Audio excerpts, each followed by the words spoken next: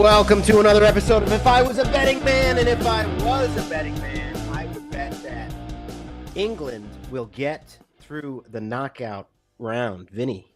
And if I was a betting man, I would take the Chicago White Sox plus 7,000 to win the World Series. To win the World Series. To win the World Series. They have no chance of winning the World Series, by the way. The Yankees beat them. They had a position player pitching last night in I believe it was definitely the 9th, maybe the 8th as well. For sure. And Skubal is he getting traded? I don't know if he's getting traded, but I'm just saying when there's a team in first place this late into the season and still plus 8,000 to win the World Series, you got to take a shot on that. Welcome to If I Was a Betting Man. I'm John Tyler. My co-host, as always, Vinny Buono, right here on Buzzer. And we are rejoicing as we have not spoken to you since the New York Knicks are NBA champions for the first time in, a number of decades. Any thoughts on the championship, Vinny, before we get into the nuts and bolts? Man, let me tell you, 53 years. What is that like? I used to think about the Red Sox in 04 and the Cubs in 16, and those emotions that people would go through and how it would be such a jubilant of joy, but also the thoughts of, people who would pass and stuff, seeing people would leave Red Sox stuff on cemeteries, stuff like that. And I went through the same thing this week. I didn't get to watch the game. I was working, and I finally watched it Sunday night, and I cried like a baby. Mike Breen was right. Go ahead and cry. I cried, and it was a lot to do with, my mom and dad both had passed on, and thinking about the 6 a.m. practices they took me to when I was a young kid on Saturdays to find my passion in basketball. Just those type of memories. My father died in 1994 and February of 94. And, kid was hurt, didn't know what was going on. And that 94 team I latched onto so much. And as I said, sports can be irrational. We all do, gambling and all that stuff. It's irrational. But there is something about sports that it's in our heart. That's love first, family, friends. How many friends have you made, John, just off of sports, right? It's the thing that even with some of my friends now that I don't have a connection anymore because they have kids and I'm still me. But every day we're still talking about sports, and it's the ties that bond that keeps people together. And the city is healing. People are coming together. It's been one of the most beautiful rides ever.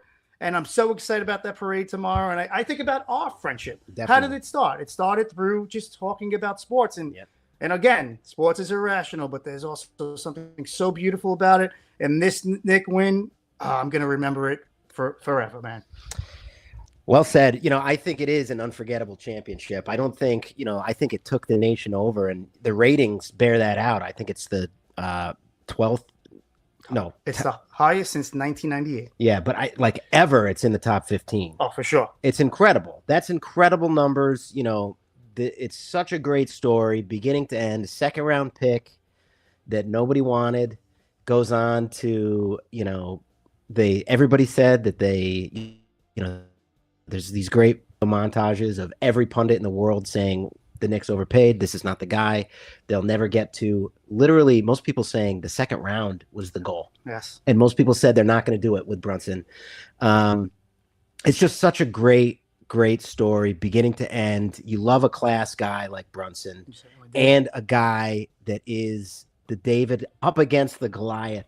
Literally, you couldn't write it any better. No, you got the face of the, they're trying to make Wembanyama the face of the NBA, and this little guy comes in and topples him in spectacular fashion. Literally, he did it. He certainly did. Just a great story, a really feel-good story.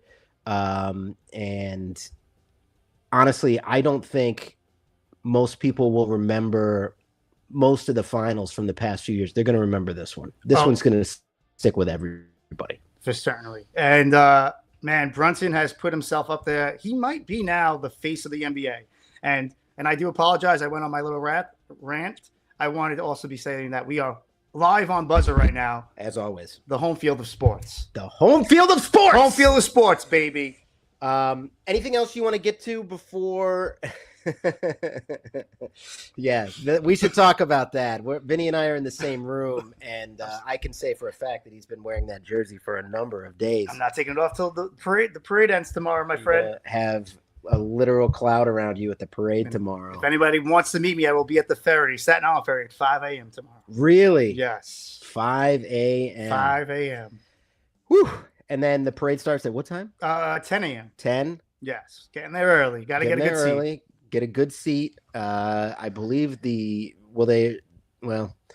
going to be a complete shit show. What do you think the over-under is on arrests for tomorrow? I think we had around 40 for the game 5. I don't think there's going to be a lot of arrests tomorrow. I think the parade is so early. I'm going to hope people will not be drinking that early, right?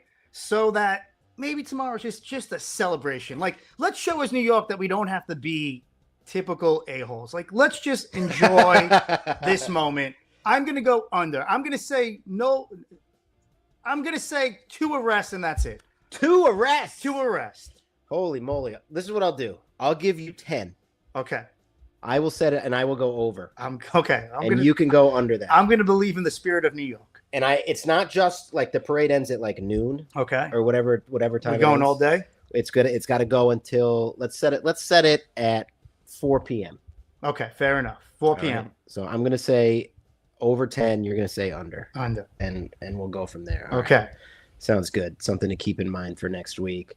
So let's talk a little bit more about this. We might have another 53 years before we get to talk about another Knicks championship. So let's get into it. The 5 biggest stories of the Knicks championship. So this is what I think we should do. I'll tell you what I think. Okay. And you can agree or disagree. Let's hear it. And I'm going to go from biggest to least maybe notable. Okay.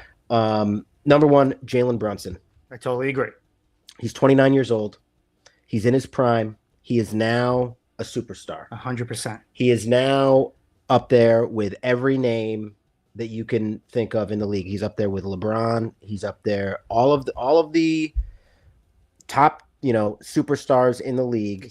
He's in that little. I think he hurdles Durant with this victory. Because he did it himself. Yes.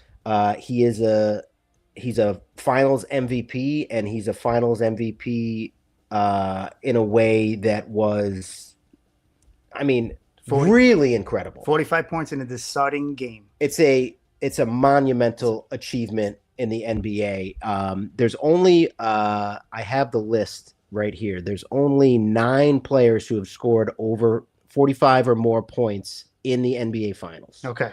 Every single person is on this list. On this list is in the Hall of Fame. Let's hear. LeBron James scored 45 in 2008. Brunson 2026, 45. Iverson in 2001, Game 1 scored 48 points. That was a great game. That's incredible.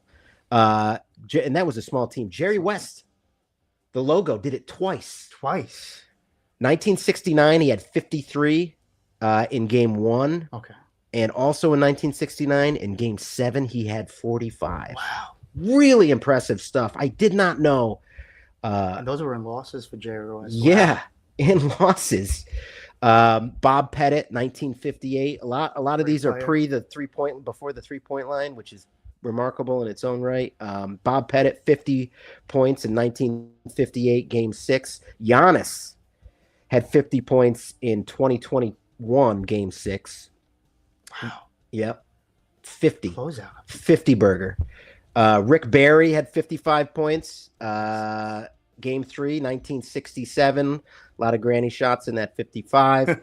Michael Jordan had 55 in Game 4 of 1993, one of the most famous games ever played in the NBA. And Elgin Baylor, the all-time leader, with 61 points before the 3-point line in 1962, Game 5. Wow. Really fun stuff there. I think that's a great list, and Jalen is on it. Okay. I think so. The other thing with this is Brunson's got 2 more years on his contract with the Knicks, and then he's got a player option, 2028 and 29. That's worth mentioning. The number 2 story in the top 5. Wemby has some maturing to do. 100% agree with you. That's the number 2 story. He has a lot of maturing to do. I think he's gotten hit a little too much, but he definitely needs to mature. I did not like the way he walked off the court. Yeah. I think you got to shake hands. You're better than that, Wemby. Mature with that. And even the end of his commentary was a little like, see you never. Like, it was very French. Yes. Yes. Yeah. Wemby, I think there's a couple things. He has to mature mentally. Physically, he has to mature as well. He fell apart in mostly the playoffs. The game where he was capable in the fourth quarter were the games that the Spurs stuck out on one. 100%. He completely fell down in game 5. He was not himself in the second half. He missed free throws. He missed shots. He looked tired. He did. They didn't know how to manage his minutes. It's, to be fair to Mitch Johnson, the coach of the Spurs, his minutes are hard to manage. It certainly is. You need him in the game, but you also need him fresh, and it's going to be a hard thing moving forward. I think the Spurs are going to need to find a reliable backup to Wemby. Or maybe they just need to hire Thibodeau and just run him into the ground. Tibbs could be Thibodeau is how that's pronounced, but his nickname is Tibbs, which doesn't make any sense to anybody. You okay. really need to learn how to pronounce words. Speaking of French lessons. Okay. The number 3 story, in my opinion, the rise of Dylan Harper. Okay.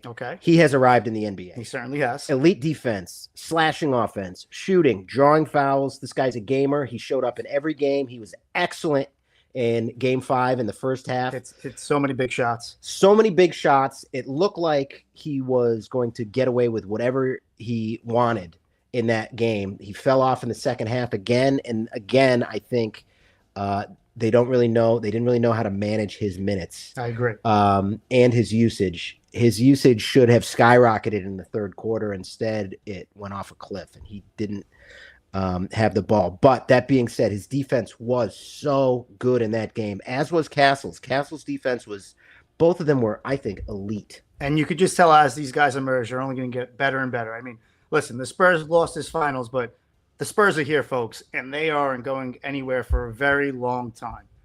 That is a fact. They will mature. They will only get better.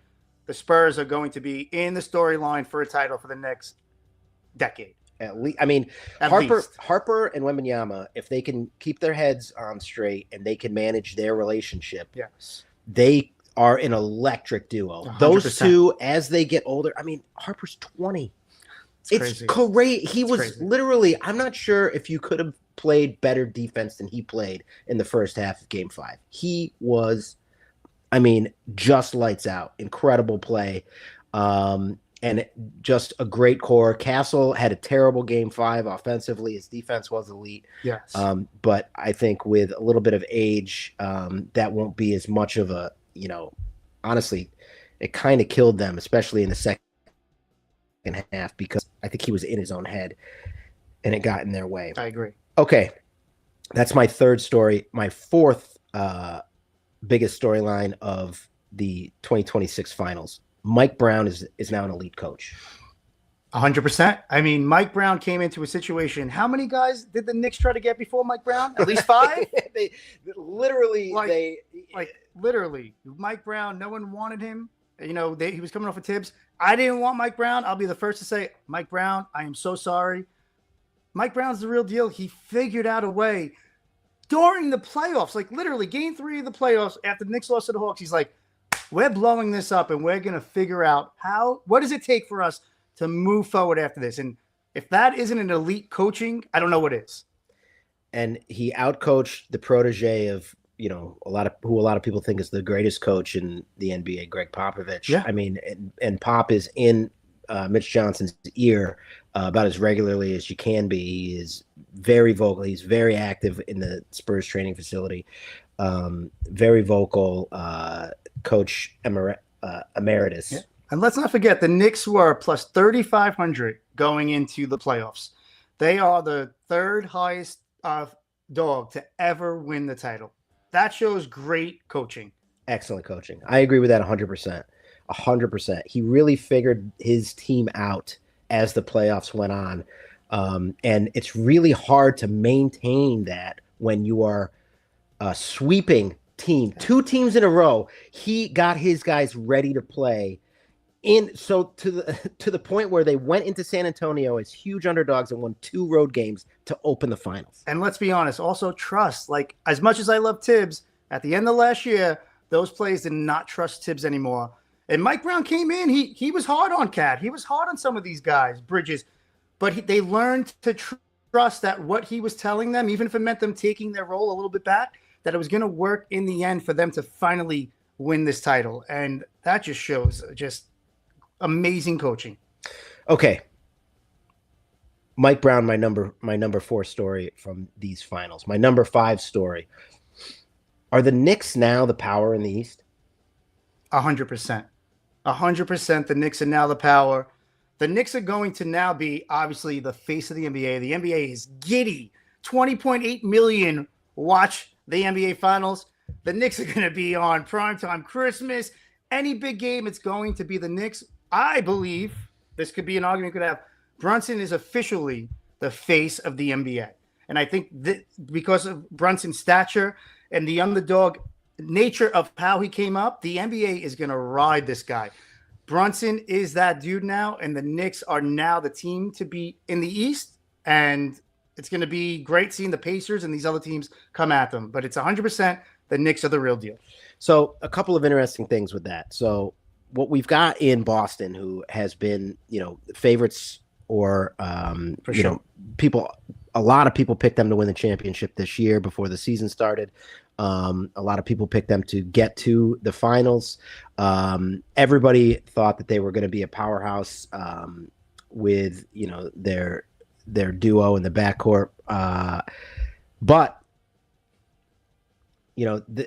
Brown is probably going to leave the Celtics. Yes, he is. And they are actively pursuing Giannis. And of the teams you could go to if you were Giannis and you want to win another chip, you're not going to go to Miami and figure out how the team's going to work. You're going to the Celtics. You could get plugged into that Celtics team, get to work, and, really be very difficult to beat right away. For sure. And I have a feeling that trade makes the most sense for the Celtics and the Bucks moving forward. The Bucks would get a guy in Brown that could still be the face of their franchise. I'm assuming the Celtics would have to throw in a first-round pick. Definitely. Brown wants to be the guy. He wants out of Boston, and it seems like Giannis is starting to be like, you know what? Things could work with me and Tatum in Boston. They could. And that would be, hell, you know what? I want the Knicks to beat the best. And that would be, I would love to see it.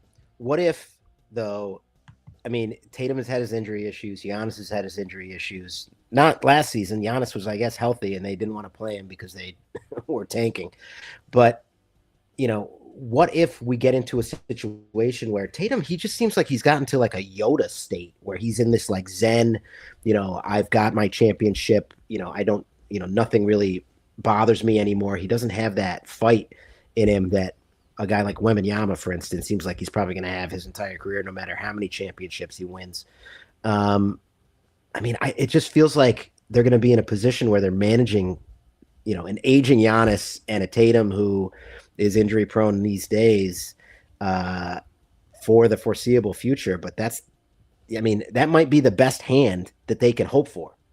For sure. You don't think Tatum has that dog in him? I think Tatum has. Tatum came back real quick from that ACL. That shows me that's a guy who wants to win. Well, the science, I think that the medical science has improved. I think that, and it's going to continue to improve. I think that he was ready to play. I think he took it seriously, but I don't think he is losing sleep about the fact that he missed games in the postseason this year. Fair enough. For a lot of, I think he said in his press conference, I think he said it's unfortunate, This is a medical. Yes, Vinny is a doctor of orthopedics. If people didn't realize, and I have one other honorable mention for who gained the most from this Knicks championship run. You're not going to like this one, Danhausen. This guy. This guy has now become as big as Hulk Hogan.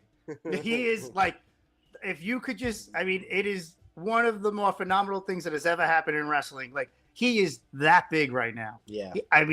He's going to be every let's say a fan fest or anything that happens, everyone's going to want to meet Danhausen. So bravo to him for picking the correct moment to do this all cursing and uncursing. I expect to see an Instagram post of you hugging Danhausen at the parade. I was going to paint my face today, Danhausen, if I felt that it wouldn't be to myself to do that. But I was going to do it. I was going to come here with the Danhausen face paint on, but I didn't want to disrespect him.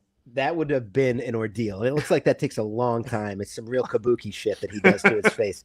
One more thing with the Knicks. The expiring contracts are a little bit alarming. Mitchell Robinson is probably going to be on another team next year. Landry Shamet, may re-sign. It depends. Jordan Clarkson, who, guy's a turnover guy. He's a little bit wild out there. Alvarado has a player option, right? Alvarado has a player option. I think we'll probably see him. I think we'll see him come back. He's a fan favorite. I like him. And Jeremy Sochan. So what do you think? They gotta kind of reload and re-rack because Cat needs, he gets in foul trouble. Certainly does. They're going to need a real backup center, and Mitchell Robinson, I think he just fit this team perfectly. I think Mitchell comes back. I think we have his bird rights. I think the Knicks I think Dolan has proven in the past he's willing to spend as long as Mitch wants to be back here. Maybe Mitch decides he wants to go back down south to New Orleans or somewhere like where he's from and get a little bit more money. But man, I think Mitch with his bird rights that the Knicks will go, they'll sign him. They understand how valuable he is to this franchise. Mm-hmm. Most of the starting lineup is under 30. So the Knicks have this nucleus that they can run it back. And I think they'll spend whatever it takes to run it back. I mean, interesting stuff. It's fun. You mentioned Dolan. Everybody is now acting like this guy is a great guy. There's an article in The Athletic saying, give credit to Dolan for this championship. I think the reason they won is that he wasn't involved. I agree. This guy is a guy who, not that long ago was voted the worst owner in all of sports against some real competition. Against Dan Snyder, against Dan Gilbert, against some guys that are horrible guys. He was voted the absolute worst, and now everybody's giving him his flowers. Winning changes everything, man. Winning solves problems. I guess people have short-term memory once you're winning, and that's how the NBA is. That's how all sports is. How do you feel when they trot out the billionaire owner at the beginning, like the first guy that gets to speak at the trophy ceremony? I don't necessarily like it, but I understand that's how it goes, that the guy who owns the team is always going to get the trophy first. I think it should always go to the players first. That's just me or the coach, but they're always going to give it to the owner first. I don't agree with it, but I understand the reasoning behind it. Yeah, I understand it too, but it sucks. Literally nobody wants Should have went to Kylie Jenner. Kylie Jenner? Kylie Jenner. Kyler Jenner. Is that some sort of matchup between Kyler Murray and okay, so just a real quick run through of the 2026-2027 finals futures. It may be a little early. The favorites, the co-favorites to win it next year, if you had to guess. Thunder and the Spurs. Yeah. So Thunder and the Spurs are both plus 250. That low? I honestly, it's not even worth it. None of this makes a ton of sense. Why even to take me. that bet? Don't. It's dumb. This is dumb. The Spurs plus 250 and the Thunder plus 250. It's just like, what are we doing? That's too low. I don't know what are you trying, if you're trying to entice us to bet on the Thunder, which I don't see winning the championship next year, they got to go against the Spurs again. I just don't see that. That's just too low. I've never even seen the Yankees, who are perennial winners, be that low. No, they're plus 500. I mean, as they should be. Most teams plus 450 to me should always be the lowest 100% of a title. 100%. Third most likely, according to odds makers, Boston Celtics at plus 550. Okay. Fourth most likely, your New York Knicks plus 650. 800. 800. There's some value there. And then you go to the Denver Nuggets. You want to talk about value? How much are they going for? Plus 2,200. Plus 2,200 for the Nuggets? Woo! Nuggets get a guard. That's value. And can I ask, what are if you don't have it, it's fine. The Pacers. Pacers are going to be good next year. Plus 4,000. That's value.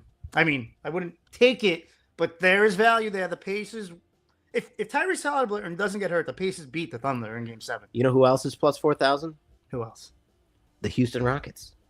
That team is broken with Durant. It's broken. I can't touch that. The Timberwolves are plus 3,000, which that's okay. They're not going to win. They're not unless something crazy happens. What are the Lakers? Lakers? The Lakers are plus 3,000. Okay.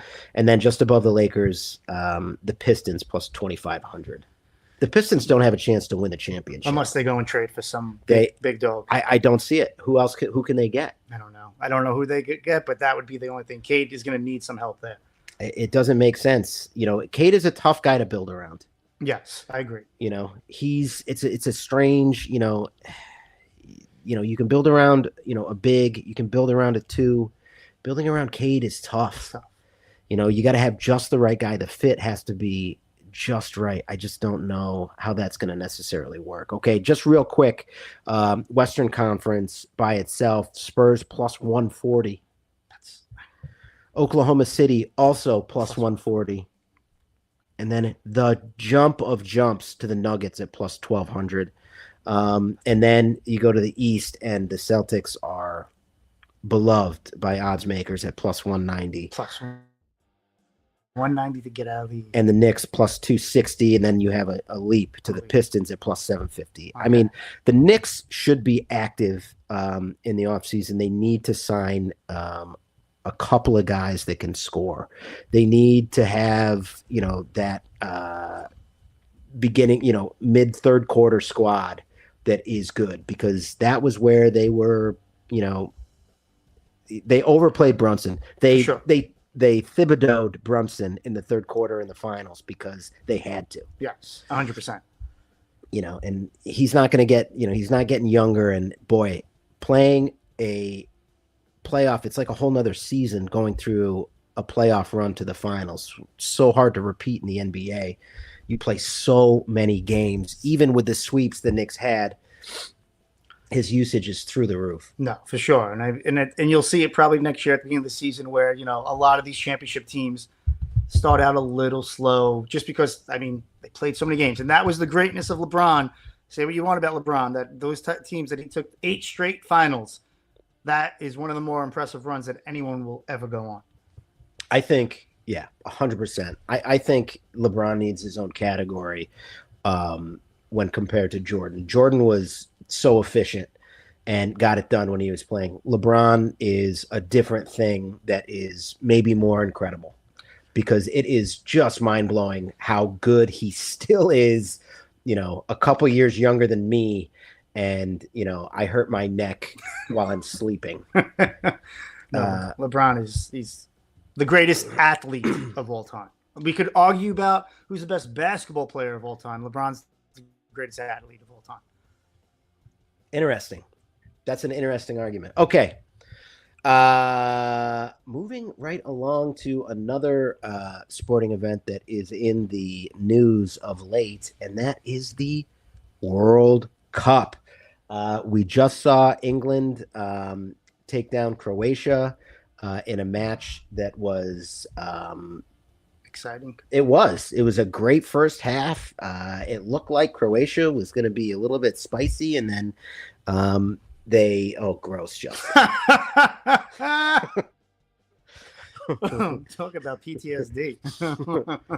Oh, geez, Louise. If you can't see the banner line, I'm not going to say it. It was 2 boys, 1 World Cup, and now it says that was for Vinny. Fittingly enough. So the big betting story from this World Cup so far is the overwhelming odds for Spain to come out of the match against Cape Verde with a victory, and they tied. And a bettor lost $1 million. Here's the sticky wicket when it comes to betting on soccer. It's not 2 bets. It's 3. It's 3. Because if you bet the win and they tie, you lose. If you bet the tie and they win or lose, you lose. It's it's very difficult to bet in soccer. It's the most bet upon sport in the world by a huge margin, but it is hard to bet on. It certainly is, man. I mean, I found that out in the Premier Championship game where I thought when I bet Arsenal, and I'm like, oh, if they win, I'm going to win, realizing that I had lost it even before the extra time because they had tied in regular time. Right. And it's just like, that's the other thing. Come on, man. Let's get rid of the tie. Know the rules before you start betting. That is for sure. You should know the rules. It's wild. And even going to the betting sites and looking at how you place the bet, boy, there is a lot of moving parts in there. It's very difficult. It is not like betting on football where, it's, 3 boxes per team and you click on one.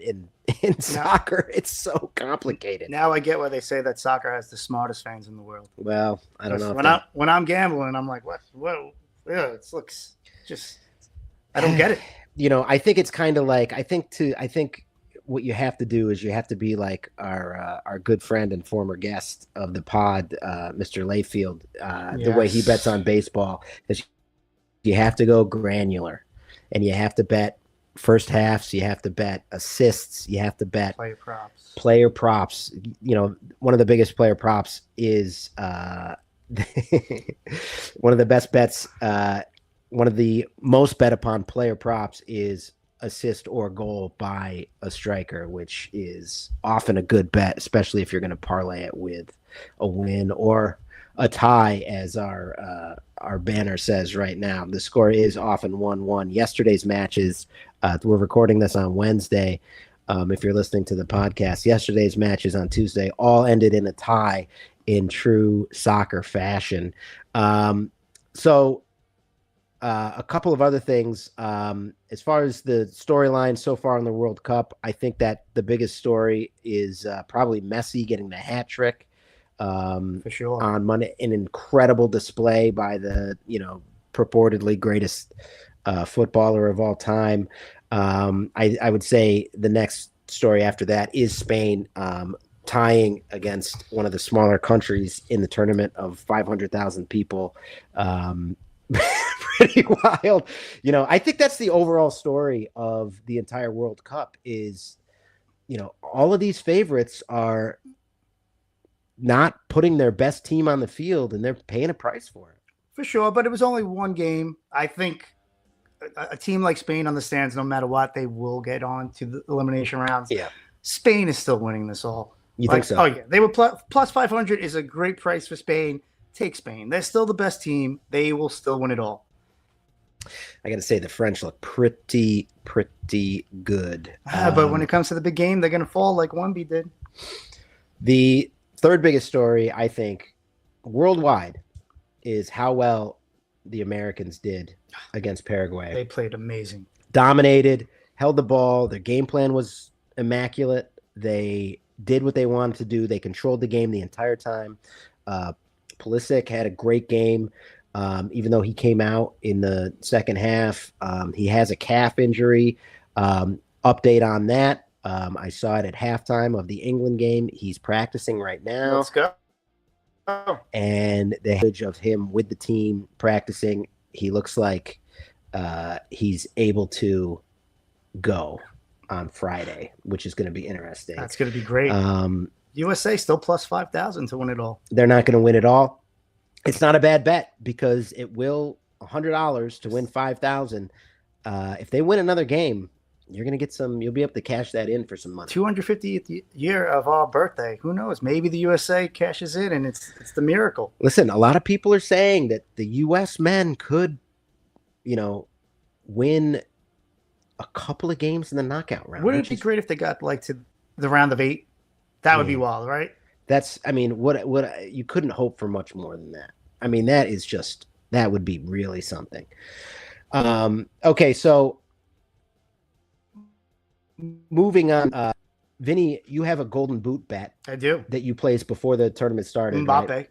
Oh, you must have been taking lessons on the side. I thought I was going to have to coach you. I had a whole thing written out. You got it down. I was going to say, it's like you're a big Hanson guy. I am. And the way to pronounce it is you take their big hit and say it like a Canadian. So wait, I really said it right? You said it right. Let's go, Mbappe. Mbappe. Yes. See, the Knicks, it's turning around. Vinny's The good intelligence energy. jumped up 200 points when the Knicks won the championship. My IQ's up to 60 now. It was my- It was negative 140. Wow. Ah. That was some quick math from a guy that's right around 40 IQ wise. Ah. And Um, you took Harry Kane, which is a small one. Yeah, I mean, so far he had 2 goals today. That's big. That's big. Messi obviously leading the Golden Boot with 3. Mbappe with 2. There's a whole bunch of guys with 2. Let me give you the odds on this if I could jump over to it. Right now, so Harry Kane is the leader at plus 310, and There that you go. has his odds have improved That makes- greatly. That makes sense if you think England's going to go far, and you They know, are. and you know it's going to ride on Harry Kane. 100%. Argentina, I'm sorry, Messi Messi. and Mbappe tied for second at plus 350. Okay. This is my guy. This Let's is hear my it. guy right now. Okay. Holland, Erling Holland from Norway. Yeah, I mean, you know, he could score a lot. It's just going to depend on how far they get. This is his first World Cup. They were dominant. He's at plus 1,000. I just want to say I'm sorry, Kayla. I thought he would get that 3rd goal. I said 3. I should have said 2. Yeah, that was I believe I commented on it. We were on Kayla's live show day before yesterday, right? Monday, yeah. And Vinny said that Holland was going to get 3 goals. Poof! That was I was hoping he got that because it was 3 goals, assisting goals. 2 goals. This is his first World Cup. That's amazing. He was a child the last 4 years ago when he wasn't playing professionally or barely, he was playing professionally, but he wasn't playing for the Norway national team then. He's plus 1,000. That's real value right there. I think that is the most valuable bet. A $50 bet pays $500. I agree with you. I would just be more concerned how far can Norway get? Like those teams like France, Kane, Argentina, you could probably put them at least in the 16. Does Norway at least get there where you're like, okay, maybe he scores enough goals that those other games you could hold on to that lead? I think based on their play day before yesterday, I think they will go on a bit of a run. Okay, I like that. So Holland has 2 goals. Balogun from the United States, Folarin Balogun, he has 2 goals. And Kai Havertz of Germany with 2. And we mentioned Harry Kane. That rounds out your favorites. Well, Balogun's not a favorite, but everyone else is, which is pretty intense. I mean, this is the group stage. If you tie, you can move on, and most of these good teams will. Spain will move on. So it's interesting right now to see where we are, and 1 week from now when we're back recording this again, where we'll be then. Yes. Because I mean, I honestly think that we see Holland of Norway score a couple more goals. Let's go for it. I'd like to see that too. Yeah, I'm gonna sprinkle a little money his way, as far as that's concerned. And obviously, I already have my Harry Kane bet moving forward, which I'm very happy about. Okay, let's move on to the Betting Man World Cup. Last week, Vinny and I both randomly selected. We were given 5 teams each. Vinny got incredible teams to the tune of England, Brazil, Spain. Well, actually, Spain was chosen, but I mean, just had an incredible draw. Worked out great for him. I got teams such as Curacao, Qatar, Congo, maybe some countries that might be a little bit tough. Czechia. Herzegovina, right? No, you have Bosnia-Herzegovina. Okay. Herzegovina. One more time. Bosnia-Herzegovina. We're gonna be here all day. I didn't do a phonetic for that one. For this one, By next week I'm gonna know that. You're gonna have Herzegovina down. Yes, Herzegovina. Hey, and our producer Justin can spell Herzegovina, and that to That's me how you is say a it? real feather in his cap. That's how you say it. Herzegovina. That was off the Oh dome. my- That was off the dome. Off the dome, Herzegovina.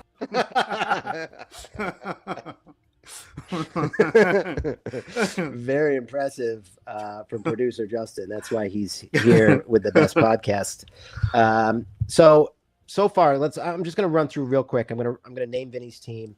It starts off slow and then goes incredibly well for him. He's got South Africa.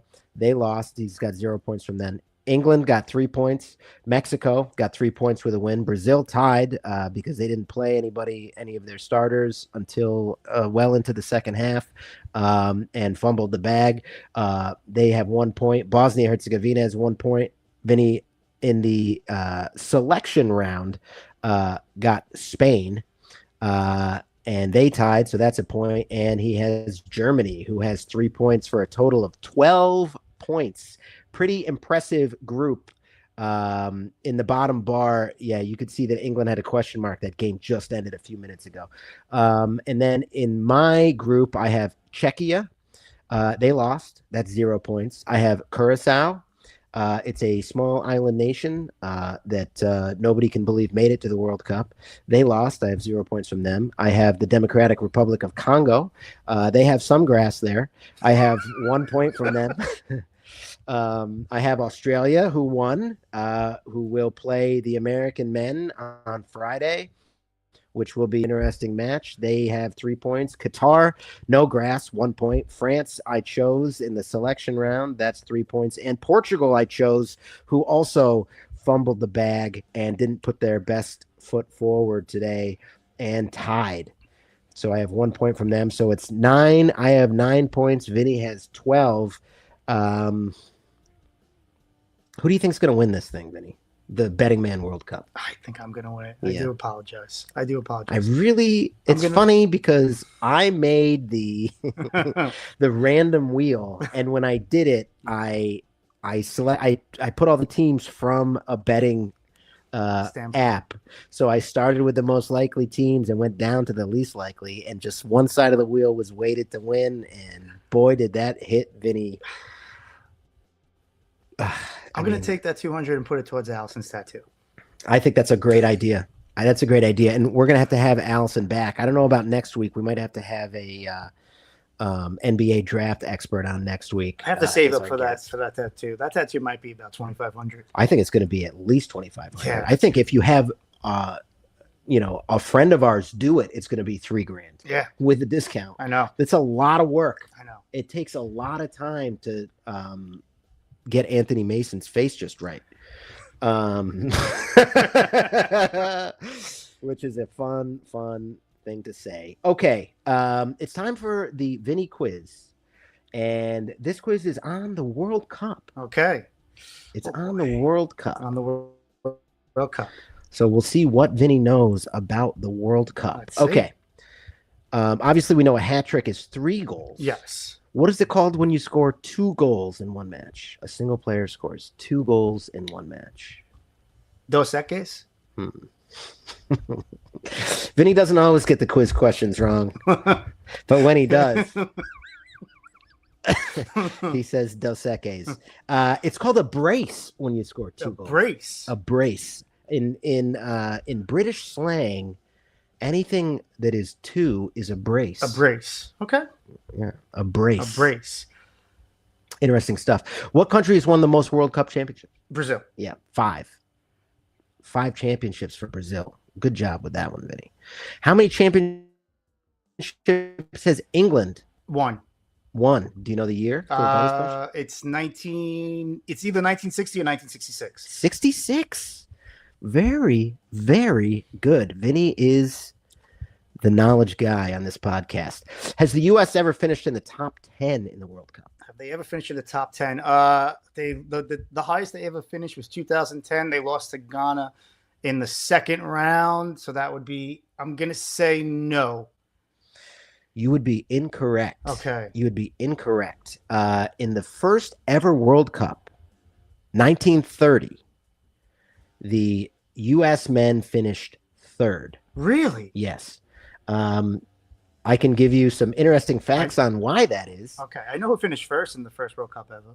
Do you know? Uruguay. And where was it? Was it in Uruguay? It was. Okay. The reason why a lot of the top European teams didn't attend was because of the long sea voyage. This sea voyage that it took to get to Uruguay, because this was before air travel for large groups was feasible. That makes sense. Also, the American team was filled with expats from Scottish and English players. Okay, that would make sense. Which it's just wild. So none of the big European teams came, and it was everybody was speaking with a Cockney accent on the at the 1930 U.S. men's team World Cup. Fun facts. I just love the long sea voyage is the reason why those teams didn't go to the really World funny. Cup. Okay, let's move on to a quick check-in on Major League Baseball. We're not going to check in on our Betting Man Home Run Derby this week, but I do want to just get a temperature on the league and see what Vinny's thinking. Who's making trades at the deadline this year, Vinny? Who's doing a fire sale? Fire sale? Ooh, I mean, the Mets are borderline fire sale. I think in the next week or two. But will they sell? The Mets aren't going to sell. They might sell, man. If things are staying this way, they probably will sell. You think Peralta's a free agent at the end of the year? Yeah, well, A couple of their relievers. I think the Mets will sell if by the All-Star break they're looking around. They're like, okay. Reality is we're still 7 teams above us. We should just sell. I mean, it's just if the Mets is not near 500 yet, they're going to need to sell, and they're still 8 games below 500 this part of the season. It's a tough. The NL is really tough this year. It's tough. It's going to be really hard. The NL Central is a beast. The only team under 500 is the Reds, and they're only 2 games under 500, 1 or 2 games under 500. And the Reds had a great second half last year. I'm assuming that could happen again. Terry Francona is one of the best managers in baseball.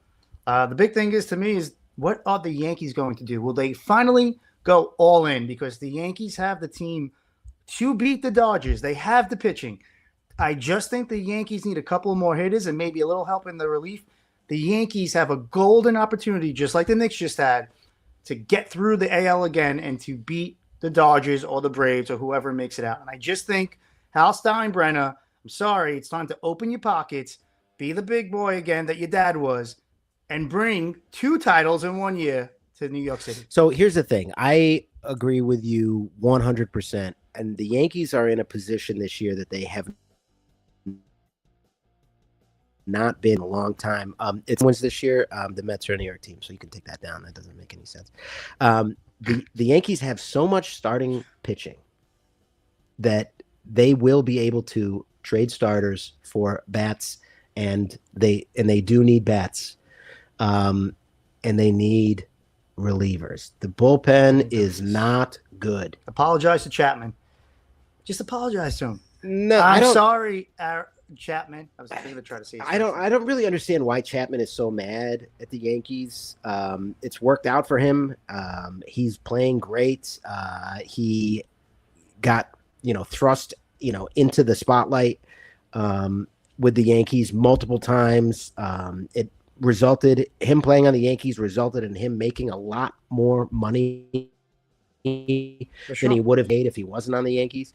I think that we don't need Chapman back this year. I don't love our closer. I don't love our setup. I don't love a good chunk of the bullpen needs work. Bednar is an interesting pitcher. He is. I think he's a good pitcher. I don't think he's a closer that can win the World Series. I think he's a guy that could be a great setup guy for the guy you come and trade for a closer. Like, I think if you could bring in a big dog closer and you put Bednar in the 8th, I think that would help you guys moving forward. I think 100%. I mean, the wealth of starters is wild. If the World Series started tomorrow and if the postseason started tomorrow and the Yankees were in, where would Rodon slot in? I don't know. And he was last year, he's coming off an injury. He missed a good chunk of the season, but last year he was one of the most effective pitchers in baseball. He's an excellent pitcher. So I don't know what to me, if you're the GM of the Yankees, you're finally, if you're Brian Cashman, you're finally in a position where you have the pieces to trade and you can get some bats in, and honestly, you can set yourselves up. This is the year, man. Judge isn't going to get any younger. He's obviously going to be out at least till August. You're going to bring him back. Hopefully Stanton comes back healthy. This is the year the Yankees go all in. Cashman has to say, who cares about the prospects? This is the time. The Yankees can win it all this year. Well, they're playing Spencer Jones a lot, and he's playing okay. I think his upside is high. I think he's a good player. Dominguez is now back, right? With Dominguez being hurt, is back, and he hit a home run yesterday. He's playing really well. Day before yesterday. I really think the Yankees are in. Day before yesterday was Monday. Sunday he hit a home run. And listen, they're in first place with Judge being out. I mean, they're playing good. The Tampa Bay's. Very strong first half. I think it's going to start to dwindle. Their statistics are not good. No. I don't know if they can get through an entire season with the team that they've assembled in Tampa. So I think that the Yankees are in a really good position, and the AL is very weak this year. Another team that I think should have a fire sale is the Houston Astros. The Astros should trade Alvarez. Wow. You think they'll trade Alvarez? I think they should trade him. I think they should trade him to the Yankees. Well, I mean, that would be a nice little. They need pitching. They need everything in Houston. They certainly do. The patching the tire leaking air, those days are done. It's time for them to see what they have and move on. It's over. Alvarez to the Yankees, that would be nice. I mean, they're not going to. There's no way they will. Hey, you never know. But that's what I would like to see. I mean, I don't know what else to say about it. I'm very excited about the Yankees. Another team that I think is going to have a fire sale is San Francisco. For sure. But do they have many pieces that Arraez, Chapman?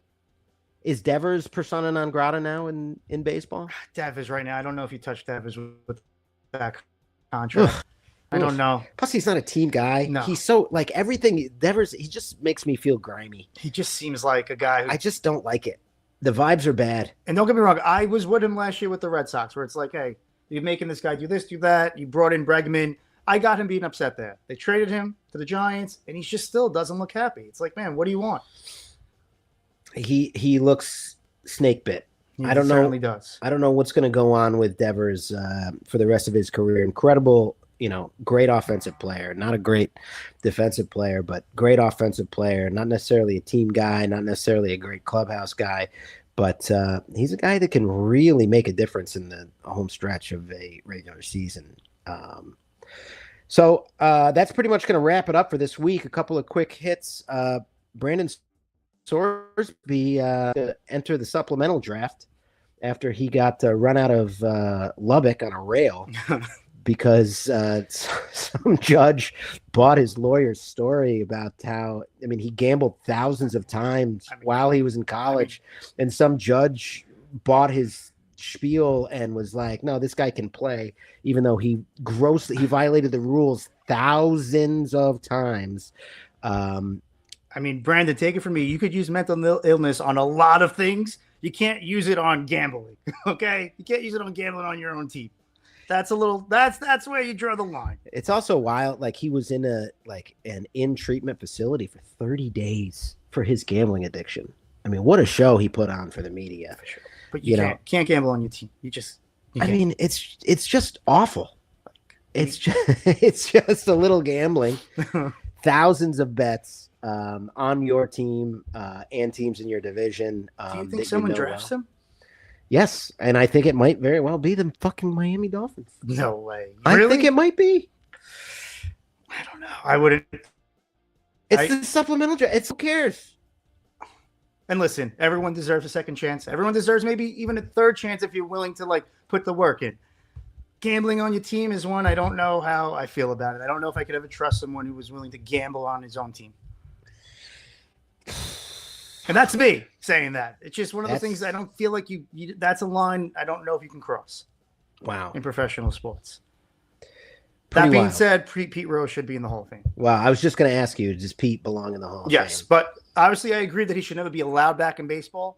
But Well, he he's should dead. have been, but he should have. But years ago, he should have been in the Hall of Fame. It's time to get him back involved.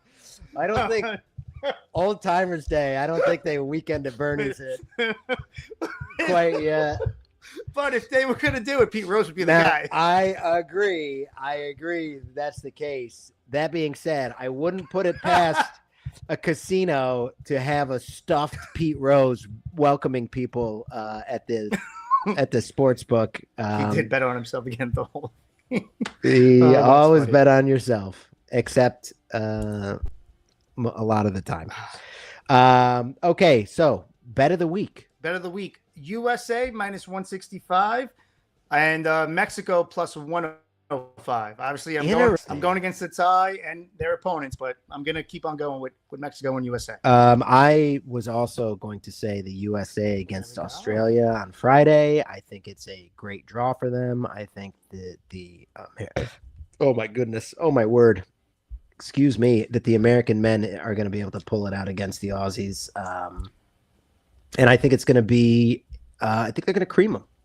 I think agree. they're going to crush them. I agree. All right. Well, that's a lot of fun. Is there anything that you would like to recommend that you saw, heard, or consumed this week? I'll be honest. All I've heard or consumed this week is Knicks TikTok, Knicks. Anything the Knicks are, that's all I've done. So that's all I've been doing. And the parade is tomorrow, baby. Vinny would like to recommend giving him a hug and a high five in the Canyon of Heroes tomorrow morning Yes. as the New York Knicks enjoy the first ticker tape parade in, I'm a hugger too. well, you're a hugger with an odor. Just I'm gonna so take that- a shower tonight. You okay? are? I am for the parade. For every, Are you going to wash that jersey? No, my laundry's in. No, they say this won't get washed until at the parade, but I will wash myself. Can you put a T-shirt on so there's a little layer between you and the jersey? I don't believe in. I don't believe in t-shirts. And Honestly, jerseys. the jersey looks good on you. I put on a jersey, I look like a child. No, I think you would look great with it on. No, it That's doesn't. just you're self-conscious talking to you. It doesn't. Something about my my dad frame doesn't work. Well, I have recommended the show Widow's Bay every week, the entire podcast. Before it was cool. Now it's on every critic's darling list. I am very excited. The season finale came out today. I haven't been able to watch it yet. I'm going to be watching it immediately after this podcast ends until my family comes home. I'm going to watch the first 6 or 7 minutes. There we go. Then I'm going to shut it off, and then I'm going to watch the rest of it after all of them around 10 p.m. There we go. So I am fully involved in that show. It's excellent. Last week's penultimate episode was the worst of the season. It was so good. So funny last week. I love the show. I can't recommend it enough. And Matthew Reese, which you would never pronounce it that way if you saw the spelling, Okay. has opened. He lives in Brooklyn Heights, not far, that I drive through every single day. And he has a restaurant out on the pier. Really? Yeah. It's like a little restaurant because he had his boat in the water over there. During the Okay. pandemic, he restored a boat. Okay. He parked it at the pier, and he was like, boy, I would love a pint and a sandwich. And there's a place we go to have a pint and a sandwich. Now there's a place What's on it the called? pier. I don't know. We should go. I would love to. Maybe we could see Matt and Yeah. his wonderful wife who several times who is Carrie Russell, right? Oh, she's always riding her bike. Carrie Russell's great. I always see them at Sonny's, actually, now that I'm thinking about it. Yes. Yes. Always Yes. see them at Sonny's. Matthew Reese told you good job once. What did you do? Wait, he told Justin good job? Yeah, he told maybe he was talking for me. No. He's not. Matthew Reese never told me good job. Oh, Charlie Brown, of course. Justin puts on yes. the Charlie Brown show in Brooklyn almost every year whenever they can get the rights. And Matthew Reese did go to a showing and congratulate him on it. It's very good stuff. Very good stuff. It's a real small town we live in over here in New York City, and I'm sure we'll see everyone tomorrow at the ticker tape parade, even though I'm not going to go. You're not going to go? No, I have to work, and also I am afraid of being arrested. No arrests happening tomorrow. Yes, at on least the 10. 10. I think there's going to be 11 arrests tomorrow. Okay, that's going to wrap it up for this week's episode of If I Was a Betting Man, right here on Buzzer. Be sure to tune in on Fridays for our live stream of It's 5 o'clock right here, where me and Justin Tyler, my brother, discuss the 5 biggest sports stories of the week. And I love it, man. Oh, you do? Oh, yes. It's amazing. That's so nice. We have a lot of fun. We drink a drink. We talk sports. And we will see you next week on If I Was a Betting Man.